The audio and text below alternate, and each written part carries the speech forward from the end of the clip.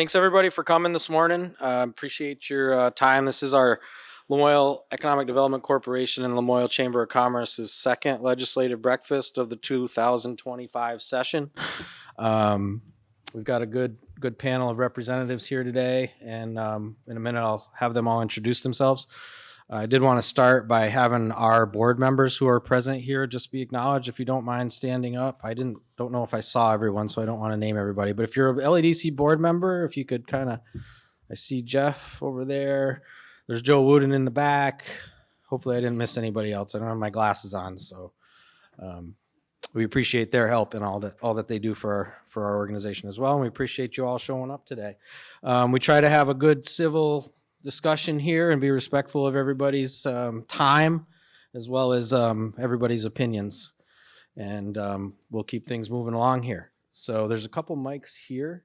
I was going to have you all just quickly kind of move down the line and introduce yourselves, and then we'll start with some questions, and we do have a first question teed up.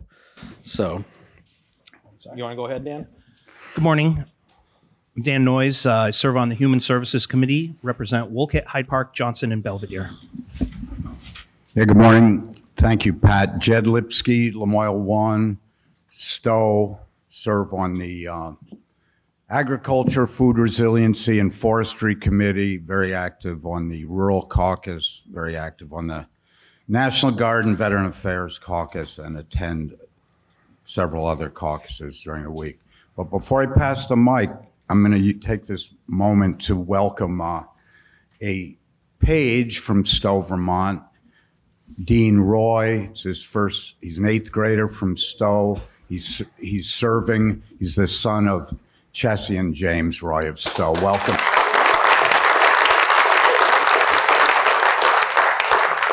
If you don't know this, one of the best civics and engagement opportunities for 8th graders in Vermont is to be chosen to be a page, and they get a 5-week deep dive every day in how to make the legislative body function more smoothly, and they basically get a bachelor's degree in legislative process in 8th grade, and it's a big honor to have Dean there. Good morning and welcome. I'm Dave Yacovone. I live in Morrisville. I represent a portion of Stowe, Elmore, Morristown, Worcester, and Woodbury. I'm Rich Westman, and I am the senator from the Lamoille district, which includes 9 of the 10 towns in Lamoille County, and it doesn't include Stowe. It does not include Stowe. And the town of Fletcher in Franklin County. Good morning. I'm Representative Mark Higley. I live in Lowell. I represent 8 towns. It's now a 2-seat district. I serve with Mike Marcotte, who's chair of Commerce. So the towns are Lowell J, Westfield, Troy, Irisburg, Newport Center, and Coventry. And then my Lamoille County town is the town of Eden. Good morning. Richard Bailey, Lamoille 2. I live in Hyde Park. I represent the 2-member district. I represent the towns of Belvedere, Johnson, Hyde Park, Wolcott, and I serve with Dan Noyes. And I'm serving on the Energy and Digital Infrastructure Committee. Awesome, thanks. So before we get started with questions, can everybody hear okay? Everybody sounds good? All right, perfect. I would mention our next breakfast is March 3rd in the town of Johnson at Jenna's Promise. And all are welcome to be there as well. And we did have, Ethan is out there somewhere. All right, he's right here. So Amber, if you could get with Ethan here. I think that Amber's going to be our microphone person for the day. So if you have a question, give her the signal and she'll meet you. Rather we come to you than have everybody kind of march up to that microphone there. Ethan's right here. So Ethan's with the Town Select Board. We would ask if you are affiliated with an organization or an entity that you let us know where that's coming from. Awesome. Thank you so much. Yeah. So as you said, I'm Yacovone, Stowe resident, still a member of the Select Board. And first of all, would like to welcome and thank our delegation and representatives that have taken the time to think this sort of discourse conversation is a key part of the process, and I think one where, in Stowe, there's a lot of noise, and I feel like we have some, we'll call it a tense relationship sometimes with our representatives in Montpelier, and this ability to have these conversations, I think, goes a long way to making that a productive dialogue. We shared a couple of charts with the group. I kind of wanted to make a little bit of a statement and ask a question, kind of really probably not outline a lot of what we're hearing across the state. It really hinges on affordability, taxes, and how living in the state is becoming increasingly difficult.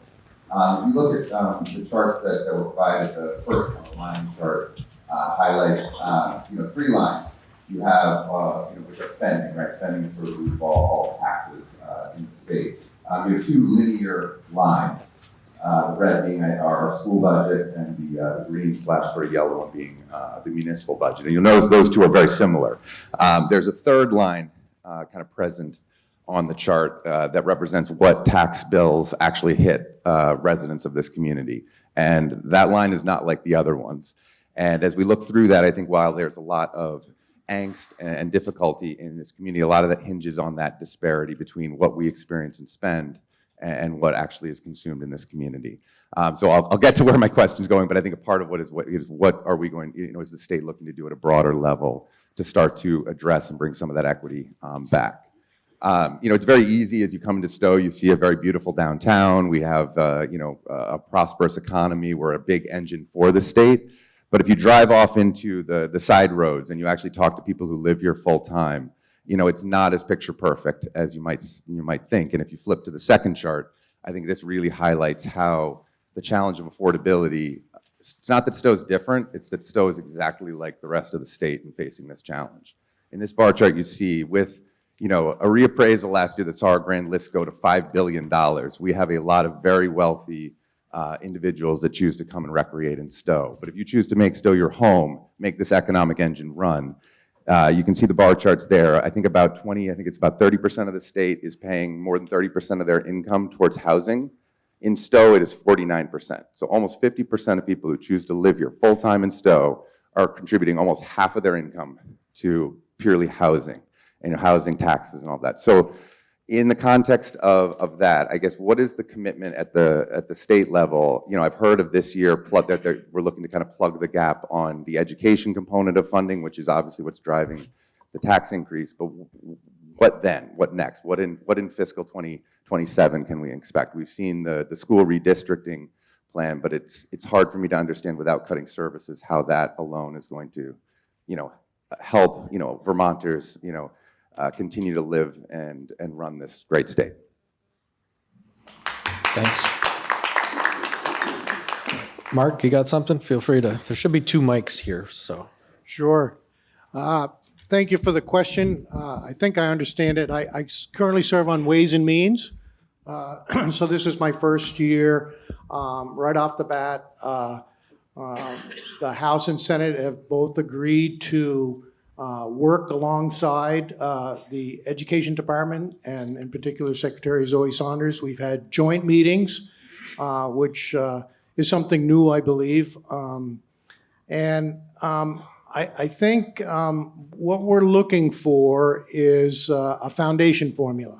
Of course, that's a lot different than what we do now. We're really an outlier across the country as far as how we currently do that, having towns make up their budgets, throw them into the state, and then the state has to come up with the money to fund it.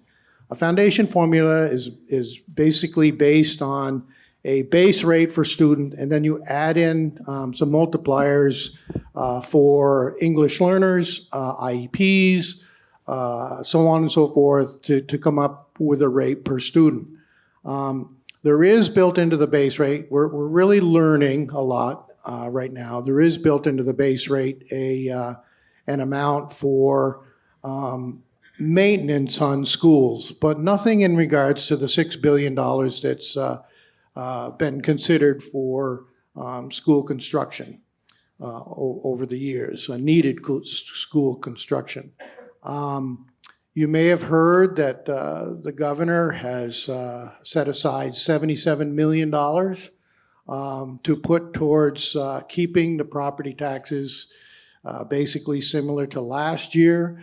That's really based on the December 1st guidelines as to what the school budgets are going to look like. So if they change a lot, that may be thrown out the window.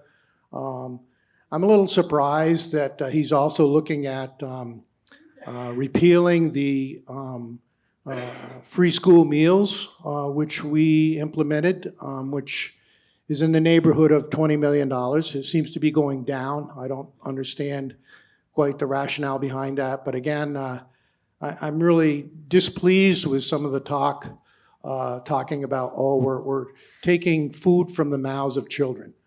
It was a program that was before the pandemic. There's still free and reduced lunch program, and he's looking for that additional $20 million. And if that doesn't fly, we're going to have to come up with another $20 million. We're really in beginning stages. Again, just Friday, Secretary Saunders came up with the base rate and some of the multipliers. So we've got a long ways to go, and I just hope that in our discussions with House and Senate and the Education Department, that we can, keep our eye on what we're looking for in the end and not stray too far, because I think if we do, it's going to be for nothing. It's going to be a debacle. So again, I hope we can, there's always good questions. There's a lot of work ahead, and I hope that we can continue down the road to make a difference. And again, Secretary Saunders, right off, especially in all her conversations, is saying we're really looking at a system that's going to be best for kids and fair and equitable across the state, and kind of left the actual cost on the sidelines to an extent. And again, we aren't going to know a lot until a lot more discussion happens. I hope that helps. Yeah. Thanks, Mark. Jed? Yeah. Ethan, thank you for your question, but most importantly, thank you to the select board and the town manager for putting these charts together and sharing them with us. I do know this, that since 1998, the attitude in Montpelier was, with your money, meaning Stowe, Waitsfield, Woodstock, Ludlow, and many other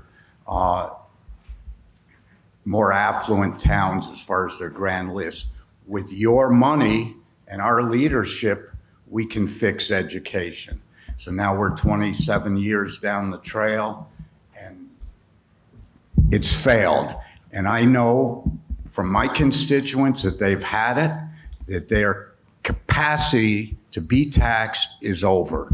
They have hit the ceiling, and we see folks, neighbors, homesteaders leaving the state in the last couple of years. It's very disturbing and very destructive to our community and our state. So I believe that the legislature's gotten that message, and it's not, oh, poor Stowe. It's every community in the state has hit that ceiling of there's no more capacity left.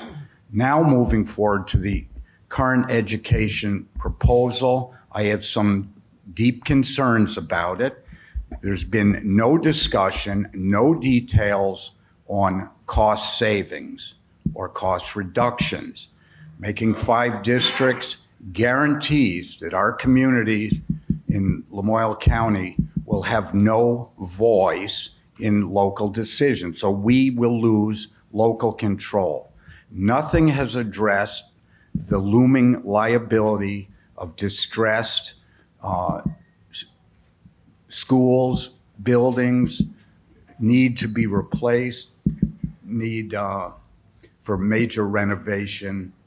None of that financing has been even discussed in the whole program. And that towns like Stowe, High Grand List, Woodstock, both shot down overwhelmingly. School replacement or renovation proposals. So I'm very concerned about losing local control, and I'm very concerned about the lack of detail on, is there going to be cost benefits for this kind of, that are worth the trade-off of us losing control? I haven't seen it yet, but we are vigilant. We are all here, and everyone got the message, regardless of what party you identify with, that voters are very dissatisfied with the affordability impact, and I think ears have been opened up to that across the board. Any other, Dan?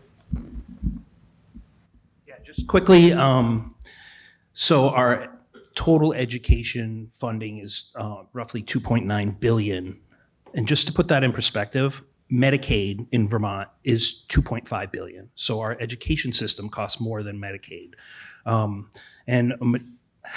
Not quite half, but comes from the federal government, and then the rest is made up of general fund. So to Jed's point, where he's just talking about, you're not going to fix this through changing the formula. You're going to have to cut costs, because that's the only way you're going to have that 2.9 billion go down, is to cut costs associated with the program. And I don't know if you're going to see that with the 5 SU supervisory unions that the governor proposed, that amount of money. I've proposed 16 based on the tech centers, just drawing the supervisory unions around each tech center, which, so we'll see. Any more on that? Okay. All right, Tiffany. Hi, Tiffany Dons. I'm a resident of Stowe. So Dan, I half agree with you. Fixing the formula is the problem. So at the core of it, it is the problem. If you fix the formula, you will drive down some of the other cost pressures on school. The reason we are in the situation that we are in is because when they changed the funding formula, the way you vote on the funding formula, we have so many people voting on budgets that are not affected by the financial impact of the budget that they vote on. That's why education costs have skyrocketed. There are cost pressures that have increased over time on schools, for sure. Having the state negotiate the healthcare contract has not helped. That doesn't work. So there are cost pressures, but the biggest thing is that when you have what holds a budget accountable, why don't we have municipal budgets running away like runaway freight trains in the state? It's because the people that vote on them are affected by the budget. So when you remove that accountability of the voter to the budget, this is what you get. So if you fix the funding formula, which the foundation formula is the right way, without carve-outs, right? We need if we do the foundation formula like we've done other Vermont legislation with carve-outs for independent schools, with carve-outs for other schools that we deem are more worthy than other school districts, it won't work. If you do a true foundation formula and you give certain amount of money to school districts to spend, and if they want to spend more, have to raise it on their local tax base, you will see all of this come into check. You will see the number of teachers, the number of the administrators in school buildings will all come back to where they should be. Like a place like Stowe. We have a very fiscally responsible budget because most of our voters are affected by the budget that we present. Their wallet is affected. So we have to be very careful with the way we craft our budget, otherwise it won't pass. That's not true of most Vermont districts. So fixing the formula is the problem. Changing governance structure will have zero effect on costs. And if anything, look to Act 46. Act 46 was a change in governance structure, and what happened? We piled on hundreds of millions of dollars into the school fund, the education fund. I'm begging you to not support changing the governance structure. Change the formula first, and then 5-10 years down the road, we can reevaluate the governance structure if it still seems like there's something wrong. But I really firmly believe it. So I guess my biggest concern is hearing from people that they understand what the problem is, because the governor's plan shows a complete lack of understanding about what the actual problem is that we're facing in the state with education spending. Thanks.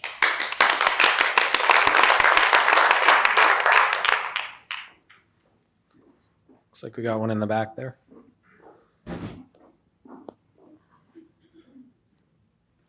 Hi, I'm Paula Ratchford. Just to expand on what Tiffany was saying, I saw all kinds of reporting that said Stowe passed its budget on the first vote, and all these other poorer places didn't. And from my perspective, what we were told at the town meeting was we were funding an under 10% increase for a sprinkler system and a roof when the school needed a whole lot more than that.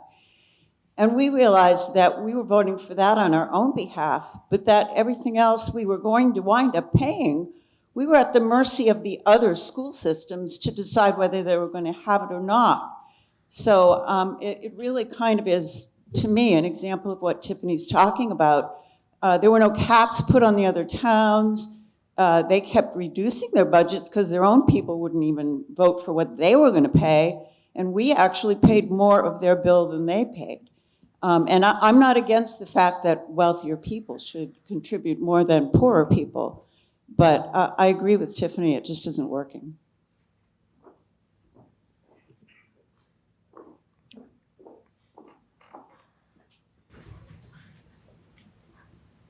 Hello, Kara Zimmerman. I agree what has been said. I just wanted to add that I'm really, really baffled that this plan doesn't include any money or discussion of a plan for school construction. I mean, we are in crisis in this state. I understand that we are obviously burdening our taxpayers with the cost of education, but I don't see how governance reform alone is going to reduce the inefficiencies in our system. I also don't know how we get down from $20,000 per pupil to $13,200. There's just no way that governance reform alone can reduce those inefficiencies. And do we even have that much inefficiency in our system? So I just have so many questions on this plan. And if school consolidation is the ultimate goal, and that's why these 5 districts have been recommended, it just passes the buck to school boards. And I just disagree with that. And I don't understand how we could possibly move forward under this model without school consolidation. And that's going to require money because you're going to need schools in different places than they exist today. So that's what I have to say. Sorry, that's more of a statement than a question. It's okay. Any others? Looks like we've got one over here in the front, Amber.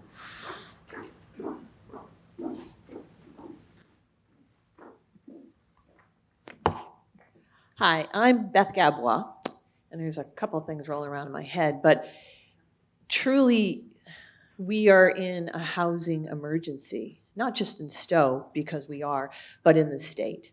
And part of the problem is what the legislator has created. The rules and regulations that surround construction are like Vermont's own Gordian knot. You just keep, and I don't know if you know what a Gordian knot is, but it's essentially, in ancient Greeks, you had this knot that whoever could unravel it would be the leader of Asia. And so Alexander the Great came along and he said, I'm not going to unravel it, I'm just going to cut it. And we have so many layers of red tape and regulations.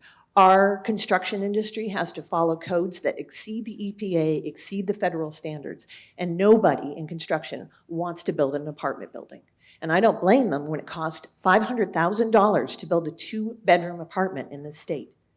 That is what the legislature has created as far as the layers and layers and layers that are saying we need housing, but we don't really want to support it in a very efficient way.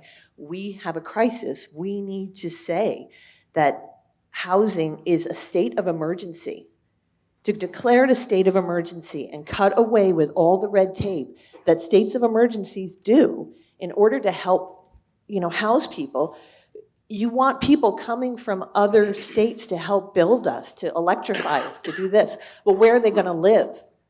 You know, I was listening to the Senate economic testimony last week, and the chair said, well, come up with some creative ways to basically have local kids want to go into the industry. Well, that's a decade out. My son is an electrician. And you know, part of the problem for him is he's about to quit doing it because Vermont doesn't want to practice reciprocity with anybody but 2 states. So with that said, it's not just he can't go someplace. We don't want other contractors and tradespeople to come here. We have and I'm sure the electric industry is happy with that. They have, you know, the landscape is what they want theirs. But so we have a lot of these layers that stop us from growing, from building, from bringing middle class, working class people to our state. We're an aging state, the 2nd largest aging state, right? Who's going to take care of us when we have no place for people to live? And tell me this, if Act 60 was about equalizing money for schools, why is it you're going to give Stowe $13,200 per student, but Winooski's going to get $50,000? Tell me how you need $50,000. I mean, that's a private tutor for 1 kid for a year practically. But that to you is an equitable formula, or to the governor or to whoever. You're all responsible. And you know what's even more telling? Is who is up there and who is not.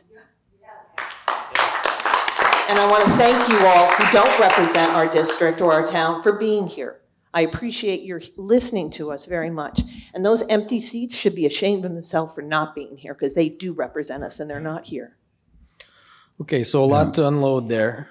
Jed? Yeah, I'd like to respond. Beth, thank you. Let's be clear. Your observations are spot on, and that is exactly what the administration and I would say both chambers recognize as the absolute #1 crisis in the state of Vermont for Vermont's sustainability. But it also comes under the umbrella of affordability. But every single dysfunction that we detect has to do with the workforce challenge, and it all comes back to where are they going to live, how can they move their families here, you know. And I've met with educators, with the Lamoille court system, with the Vermont Public Safety headquarters down in Waterbury, every one of them, with the Vermont National Guard. Some of them are down in capacity by 30% or more. There's a reason there are 29,000 backlog judicial cases in a queue waiting to be heard, and people are clamoring for some form of resolution or justice.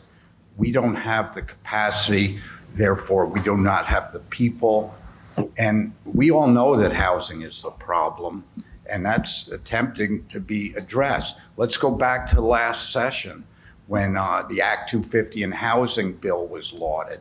I voted against it, and there are other people that did as well. It was overridden.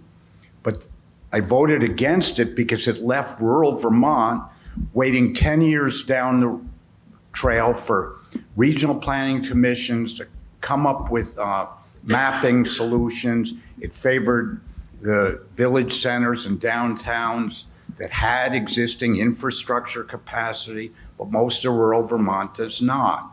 And you know, there were other debilitating new rules, like you couldn't have a driveway longer than 800 feet. Yeah, don't put it through prime ag, but that was punitive to rural Vermonters, and we need the tradespeople. We need skilled professionals, from education, from medicine, to all the trades. So we know that's a problem, and I am pushing, and the Rural Caucus is pushing for real results. A&R is frightening, and it's not. Act 250 had good intentions in 1970, and the additional 32 above the 10 initial criteria have just blossomed and made it more expensive and slower.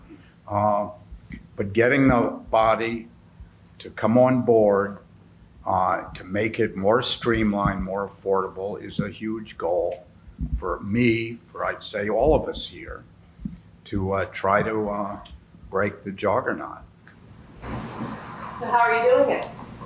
I mean, we all visit and meet and talk with people. I want to know what your ideas are and what your actions are. All of you. We know there's a housing crisis. Every single place has a housing crisis. So rather than just listening and talking about it, which is what the legislature does every single year, I want to know what you're doing about it. Well, Beth, I know what I'm doing. Yeah. It's just, the whole state has this anchor. Well, I vote against deleterious regulations that make it harder and more expensive. That's one way I'm accountable. I serve on a caucus that's the most active in advocating for loosening the bonds for rural communities to create housing. The fact that a 2-bedroom apartment only costs $500,000 to build, and Stowe's great. There's more construction going on in this town, and probably the average value to a unit is $1.8 million. There isn't a local person in the state that could afford to live. You go up Route 108, go into Spruce Peak Village. Nothing there is helping at all. And private-public partnerships, we hear from other people. Yeah. All right. Yeah. Thanks, Jed. Mark, you look like you got something to say. Yeah, I can tell you some specific things that I've done. So I serve on LCAR as well. That's a Legislative Committee on Administrative Rules.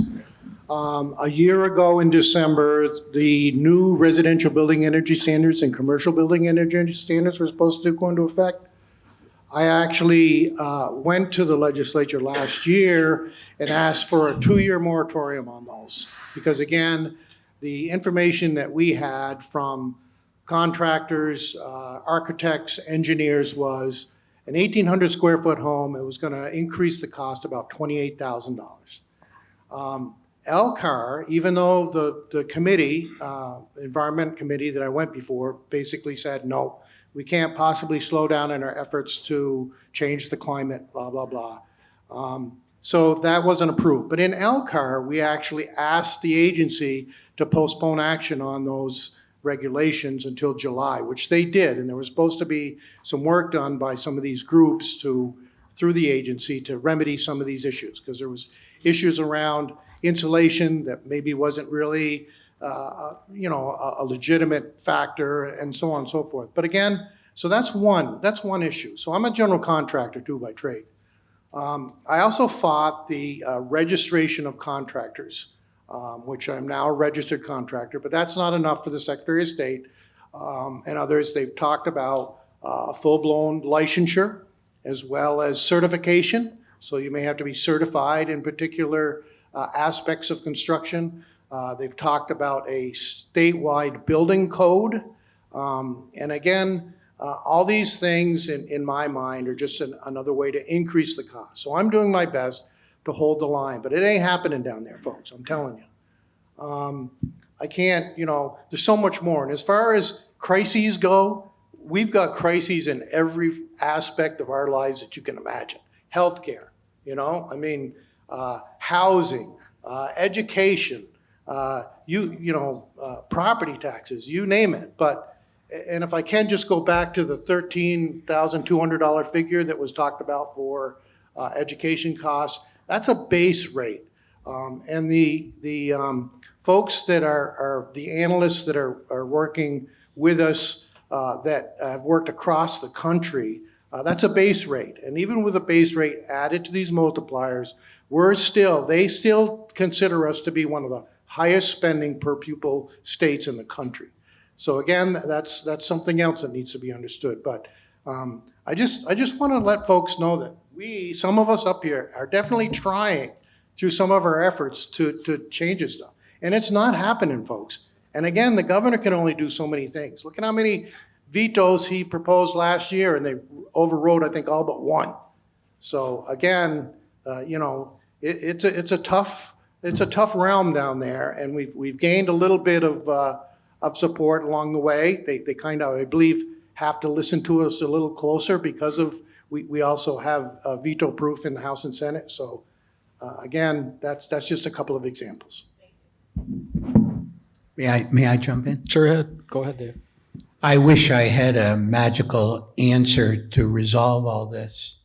What I can do, though, and will do, I support the governor's recommendation to fully fund the Vermont Housing and Conservation Board at $37 million. That's a significant increase over some of the past years.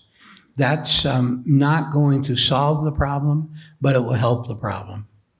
I'm looking closely at his recommendation for the Vermont Housing Improvement Program, whereby funds go to property owners who have buildings that they want to renovate but need some help to make it available for the rental market for a period of years at a reduced rent to help with the affordability issue. We're going to be looking at other investments to make in order to move the needle. It's going to take regulatory reform that's sensible, that doesn't destroy or ruin or hurt the beauty of Vermont, and it's also going to take money. So I'm willing to support putting that on the table.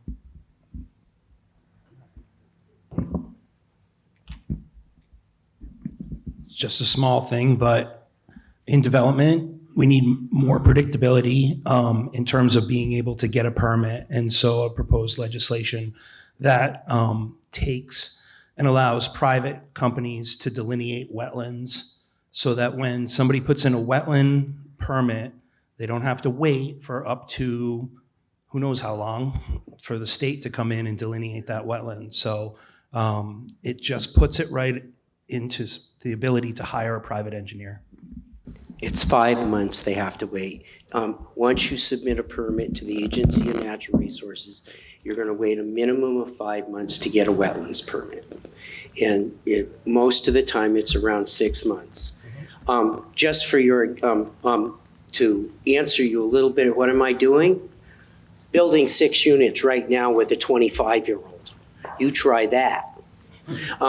It's bad enough dealing with the state and everything else, but to get a 25-year-old to understand what the world is kind of a nightmare. We bought a piece of property June 16th of 2023, and we aren't through the permit process yet, and we aren't talking about Act 250. We're talking about wetlands permits from A&R. We just barely got our septic permit within this week. And the question was, we limited our development so we didn't have to go through stormwater because we knew it would take us another 8 to 10 months to get that. And I've got a 25-year-old that goes, I can't afford my half of the mortgage. And I said, well, that's why you're in business with an old man, because I can probably carry you in the mortgage to get us through to a place. But those things all add to the cost. And the timing of the permit process through A&R particularly is a nightmare. And if you think you're going to change that on a dime, you're not. And all we can do is continue to make noise and hope that people will listen in natural resources committees within the Agency of Natural Resources to get to a place where that I certainly understand the frustration. And there's some good ideas on the wall in natural resources. So if you have friends that live in the districts of the individuals that serve on that committee, that's how you're going to make a difference, is to reach out to them and say, what's going on? I'm on human services, so I'm not on that committee, but try to follow it all. Yes, good morning again. Thanks for coming. Rich Bailey. As a freshman legislator, the first month's been a fire hose of information. So I'm still learning the ropes, but regarding the education plan, it's a starting point. There'll be a lot of discussion going on. The governor still, I think his details, the backup details are coming out this week, I believe. And what I'm going to try to do is not support any further regulations that obstruct housing and try to keep our electrical rates as stable as possible. Thank you. All right, I think we heard from everybody on that one. I just had a quick follow-up. So there's further regulation, which can be stopped fairly easily, but existing regulation, does the group have any, I know the governor has offered some suggestions. The road rule was mentioned in Act 250 as getting rid of the road rule, something that he would like to do. I think it was only added last year. But what are your thoughts on removing existing regulations? Or some, or a portion thereof? Anybody have any thoughts on that? All right, we'll leave it alone then. Okay. So I agree. We have a lot of crises going on, and they are all important. And housing, yes, I'm desperate trying for my children to be able to buy a property, to live in this state, which they love. So I do agree with all that, but I would urge some caution on just removing some of the rules. There's a crisis that hasn't been mentioned, and it's very front and center, and that is climate change. I know a lot of you probably don't want to hear that, but it is a crisis, and we've seen it in Stowe with roads being washed out. And if we're not careful, that has to be a consideration, because it doesn't matter if we have more houses, if we build in areas where they get washed out.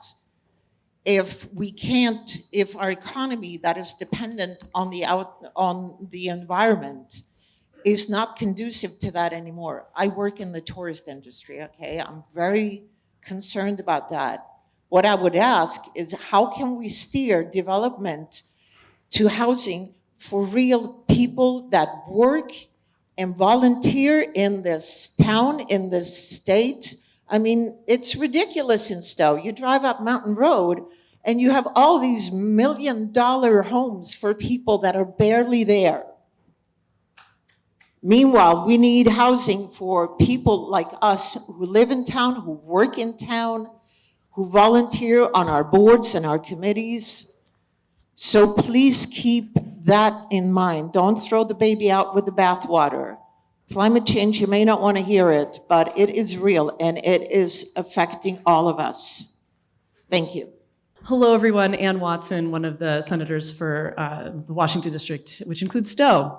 And I'm sorry that I was late. I knew I was going to be late because of childcare, but then, sometimes the little guy just does not cooperate. So just on that point about climate change, one of the things that I think we need to be doing better as a state is planning for resiliency. So the Agency of Natural Resources is putting together a resiliency plan.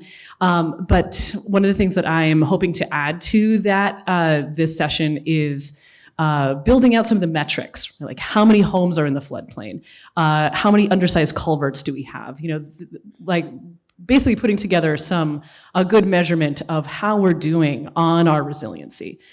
So I'm looking forward to working more on that and on climate change, and hopefully, coming together with everybody on things that we can agree on. One of the things that came up in the governor's speech this last Tuesday was changing the mission of Efficiency Vermont. I think everyone thinks of Efficiency Vermont as as an organization that is addressing climate change, that is oriented towards climate change, but that's actually not how they are set up. They are really about electricity. The majority of what they can spend money on is about reducing electric consumption. And if you're going to add things like an electric car or a heat pump or any of these beneficial electrification things, they actually have a limited amount of money that they can use to do that, because that's not their main mission. And so in the governor's speech, he referenced taking the money that we already have in Efficiency Vermont and then reorienting that money to go more towards climate action, which I appreciated, and I'm looking forward to working together on that. Okay, thanks. I saw a question over here, and then we'll get back over here. Bill Bruner from Hyde Park. Looking at this chart, thank you, Ethan. I'm a kind of a visual kind of guy. And It reminds me when I look at this chart, and I don't even know really all that much about Act 60 or Act 68, but apparently acts are not good.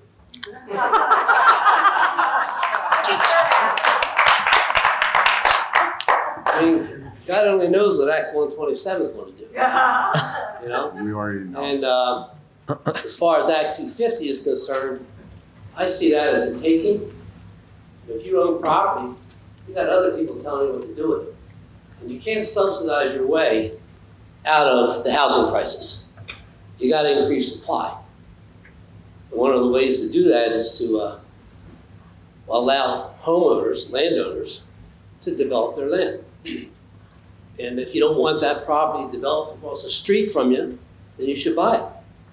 Pay the man for the taking that Act 250 does. But you know, apparently these acts are dangerous. I think we got to repeal them. Okay. Can we come over here with this one, Amber? We've got about just over 15 minutes left, so. Pat, can we just? Hi, good morning. Can we respond to some of the questions that? Yeah, Jed, do you have a response to the last one? Thank you. Well, there were several, and I'm going to go back to marinas and specifically because as far as a community, you know, town of Stowe put together a housing coalition. The Planning Commission has put together a Stowe 2050 outreach. I've participated in as many of those as I have been able. But I think it is incumbent on all of us in Stowe to collectively decide what we want, what we need, and where we're going to put it, and act, as Beth says, treat it like the crisis that it is. Kevin Chu, you all know him, Vermont Future Roadmap. We need 8,000 units built annually for the next 5 years to have a sustainable economy in our state. That's a crisis.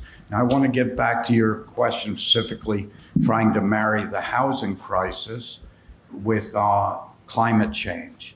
I do serve on the House Ag and Forestry Committee, and I am well aware, and we're fighting hard to keep the 80%, 76% Vermont forested landscape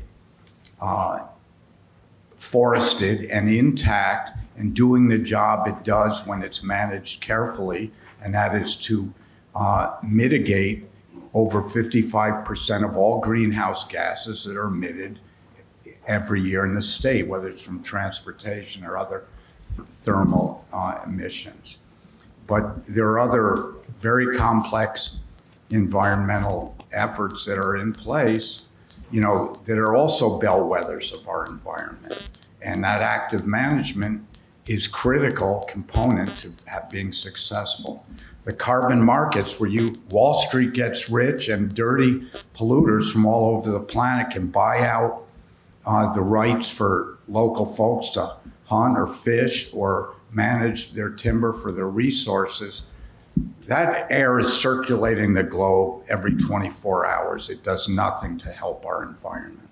So we as a community are working on our own resilience efforts, and we've got a demand from the planning board, the town, all the other boards to get on board on this housing crisis. All right, I'm gonna go here. Hi. Good morning, everyone. My name is Ryan Hardy, Superintendent here of Schools for Elmore, Morristown, and Stowe. First, I just want to thank everyone up there for being here, and I just want to let people know that I've communicated with a lot of these people last year throughout the session, and that they've all been extremely responsive and committed to supporting our students and our kids and our families in Stowe. And I've learned a lot over the past year about a lot more than I wanted to know about how Montpelier operates. And I can say that the people on stage here are not the problem. But what I have noticed over with Act 127 and a lot of the legislation that we've had over the past few years is a couple things. And I'm just asking for your commitment that we push for this in any new legislation that's being proposed. And one of the things is transparent and robust modeling.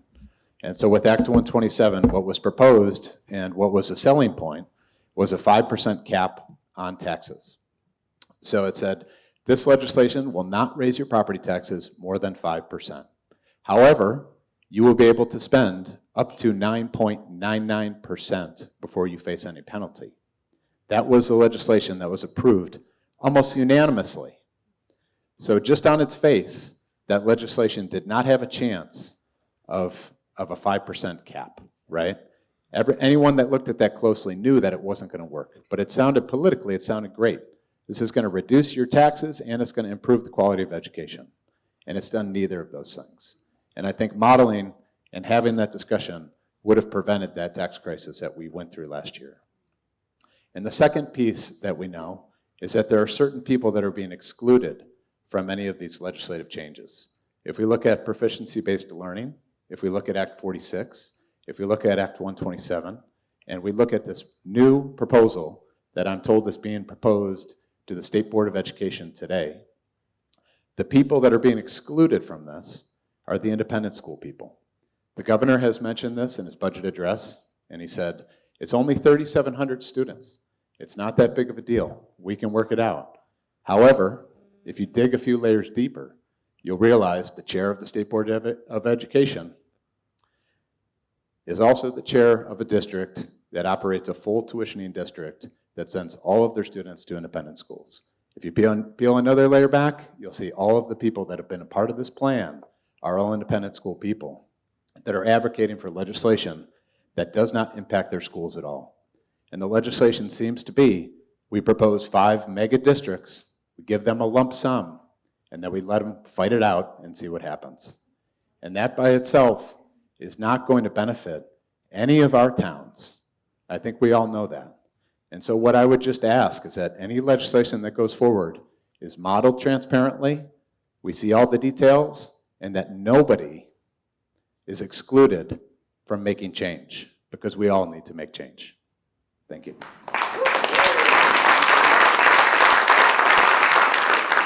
I'm Dave Bickford, school board member from Elmore, Morristown. I was going to say much of what Ryan said, but I really would like to sort of sum it up. I looked at the governor's plan and saw it to be more of a scheme than a plan, that it was designed to create a certain disruption of the process and kick the ball back to the towns, back to the individuals, and let them fight it out. I'm reminded of a phrase that a friend of mine shared with me in grad school, and that is, action without vision is a nightmare. Vision without action is a daydream. I think we're being caught between a nightmare and a daydream.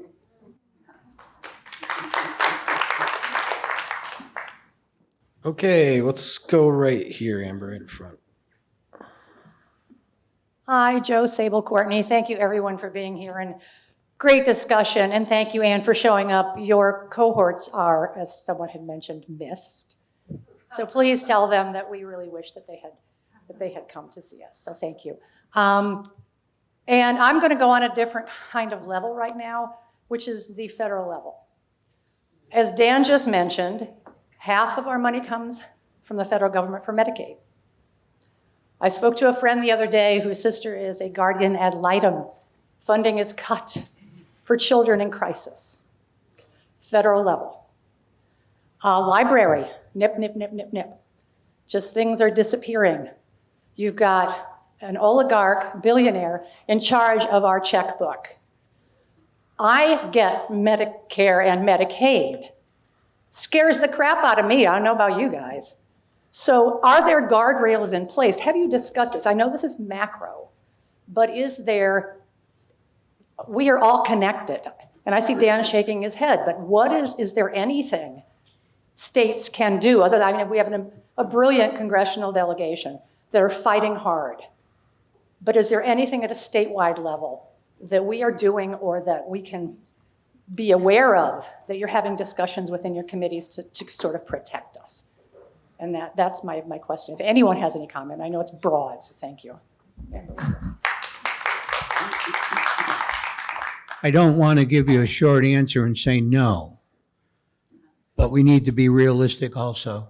There's no way Vermont has adequate state funding to backfill any cataclysmic, massive sorts of cuts. We can go to court and utilize the courts with other states. Vermont is looking, though, I'm on the Appropriations Committee, I don't think I mentioned that. We're certainly trying to do an assessment and say, what would we do if? The order of magnitude is hard to really wrap your head around. Rich knows because he's on the Senate Appropriations Committee, and Dan knows from Human Services, and the others may know. But we have a crisis, for instance, with our nursing homes. Half of the 32 nursing homes in Vermont were poised to close last year. That was before any broad-based federal withholding of dollars. A third of them are scheduled this year to receive special funding to keep them open because they can't pay their bills. Our hospitals, and I think Joe's here in the back somewhere, our hospitals are facing significant pressures. Our primary care provider networks are also challenged significantly. And you've heard the housing issues, et cetera. We can't solve this alone. I think it will take legal action. We do have our congressional office, but we need to be realistic. And if I were to sing a different tune and say, we're hardy Vermonters and we'll work this out, I think I'd be misleading. Just real quick on that, and I see Summer from Lamoille Meals on Wheels here. So when that came out that they were stopping the funding, I was getting calls from Meals on Wheels programs because I'm try to be involved with them. Just to put it in perspective, through the Older Americans Act, we get around $3.75 per meal. We match that with Medicaid dollars of about $1.30 per meal, and then we put $1 of general fund. It costs around, I don't, 12, 15 to produce a meal. So it's up to our local Meals on Wheels to raise that difference. And if we took away all that federal funding, they'd only get $1. Yep, there's one down there too if you want it. It'll come your way, Ann. There's another one at the other end too. Joe, I'll be brief. I learned at 5 this morning that China, to combat, retaliate against the 10% tariff on soybeans, which for U.S. agriculture is one of the largest crops that we export. They're cutting, they aren't going to buy a bushel. All that money and influence is going to Russia. They're getting all their soybeans as of 5 this morning, Eastern time, from Russia. If you think these impacts, these policies, Canada is 5 times bigger trading partner with the state of Vermont than the next 5 nations combined. Exactly 1 day's milk production from American dairy producers is exported out of the country, and most of it goes over the southern border to Mexico. So the impacts are going to be immediate, and combating these federal policies, as you've articulated, are out of our control. But my message, honestly, is hold on to your backsides, because the impacts are going to be immediate in food security, in feeding ourselves, paying our bills. It's a serious crisis. Thank you. I'm fully appreciating all the conversation that we've had about the funding. I want to talk not about the funding, but thinking about the policy implications of the federal administration. Just as an example, one of the positions that my understanding is that was recently cut was a federal level position that ensured fair housing for folks. And so just as an example, that's one thing that we can look at the state level. How are we ensuring fair housing policies are being followed at the state level? And but there's so many of these things to try to keep track of. And so one of the things that some of us in the Senate have asked our legislative council is to at least track what is the list of changes that is happening, of positions that are being cut, to see how we as a state can be filling in gaps in terms of policy or in ensuring that positions that are maybe going to be absent at the federal level do exist at the state level. And we, as has been said, we may not be able to fill all of the gaps, but at least to know where those gaps are and see what we can be doing in the meanwhile. I'd like to back up a little bit about what Dave said and what Ann said here. This is going to force us. We have a $9 billion state budget, and roughly a third of that is federal money. And so about $6 million of it is our own money, which we have discretion around. Another $3 million is the federal money. There is no way we can make up all of that. It is important, I think, if you do the assessment. We've gone through a period of time with COVID where we've had a lot of creep along what we offer for programs and what we don't. And we have to look at ourselves and be really absolutely clear about what are needy people, what are the people that are most at risk in our society, and we have to focus what we do around taking care of those people as best we can and those people in need. I can't control what goes on in Washington. I wish I could, and I wish I could wave a wand and make it better. I can't. I can only do what I can do. So the assessment to make sure who's getting left behind, what's there, and focusing what we do.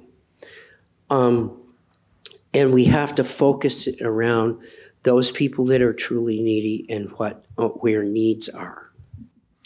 All right, so we're very close to the end of our time, and I see there's one more question here. It'll be our last question. I'll just make one comment that I still see pastries on the table back there. So there's some brown bags. If you're inclined, feel free to take what's left. But this will be our last question, and we'll try to keep it brief. I know Dave at least has to leave at 9:30 sharp. Yeah, McKee McDonald, I'm chair of the Stowe Housing Task Force. One of the things that's come to light from the passing of the Home Act is that we now have the ability to have a lot greater density, but the state has not followed through on any support for towns that need help with infrastructure expansion. And I'd like to hear what you guys are committed to do or suggesting to be able to support those towns. And then finally, I would like to say it is really disappointing to only see one of you senators here, and I hope that you can translate that to the other two members, all of you, because it's disappointing. Thank you. On that front about what the state can be doing to support better infrastructure, one of the things that I hear from developers that is genuinely a bottleneck for development is building out infrastructure that would enable new neighborhoods, for example. And so one of the things that we're considering is, and that I'm supportive of, is what I would call sort of a universally accessible mini TIF, so that if you're going to build a development and that's going to increase your grand list, that you can use the increment of that to, or the incremental value of that to then pay for a loan that would go to pay for the infrastructure. And that should help, some towns may be positioned to take advantage of that, so that it'll be helpful for some. but also beyond that, open to further suggestions about that, because perhaps in addition to seeing if we can put money towards that specifically, but that's a structural change that I think we can make that should help with infrastructure. I would just say, if you think that we've fallen behind on school construction and that the infrastructure for towns and villages around this state is woefully generations behind that. And I'll just give you an example. From Morrisville to Essex Junction on Route 15. Once you leave Morrisville, Hyde Park Village basically has a moratorium because of septic and water capacity within the village of Hyde Park. Johnson is facing, because the sewage treatment plant is in the floodplain, whole questions about whether would you move that, what would you do, and it twice has been flooded out, and in the last two floods since 2023. So there's difficulties to hook up there. The village of Jeffersonville has a moratorium by the Agency of Natural Resources because there's no water capacity in the village, because the water lines in the village of Jeff were put in 1912. There is no sewage or water capacity within Underhill Flats on Route 15. There's no sewer or water in Jericho, not until you get to Essex Junction. That's a pretty long stretch along a major Vermont highway where it's problematic to be able to do anything in villages. So when we talk about development, and I'm saying this with the chair of Natural Resources in the Senate beside me, when we mandate that all development is in villages and downtown, and you have no infrastructure within those, what you're really saying is, I don't want development, is what is really happening without that infrastructure to go with it when you put those kind of regulations in place. And coupled with that, when I can't get through the permit process for 2.5 years through the Agency of Natural Resources for small developments, it's untenable. All right, I think I'm gonna, we'll end on the love fest, I suppose. So I appreciate everybody coming. We're out of time at the moment. What I would say is we have another breakfast March 3rd in Johnson. Same deal. So if we didn't get to your question today, please come to Johnson and we'll get to it then. Have a good day.